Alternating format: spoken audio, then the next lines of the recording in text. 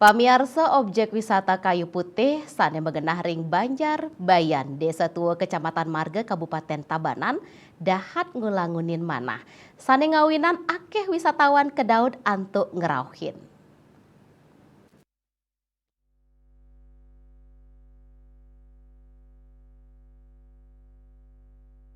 Kawentenan taru sane ageng tumbuh ring ungkur pura babakan taru putih puniki medue diameter sawetara 16 meter antuk tegah sawetara 17 meter.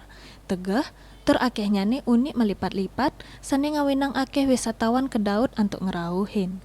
Sedurung pandemi COVID-19, pengrauh wisatawan domestik wiadin mancanegara ke objek wisata Kayu Putih kekan tenang rame.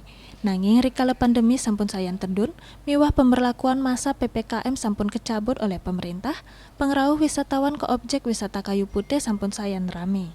Sekadi sani kebaosang oleh wayan bagia, silih tunggil pengempon pura babakan sani medue amongan antuk nyaga gena wisata inucap.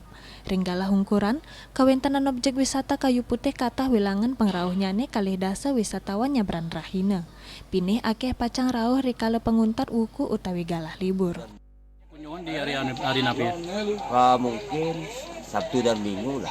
Ini kau domestik yang rauh. Ya, wentan domestik, wentan wisatawan asing. Ya, namun kan sempat nih kau tidak ditutup lah. Mungkin pun dibuka PPKM pun apa ini kunjungannya?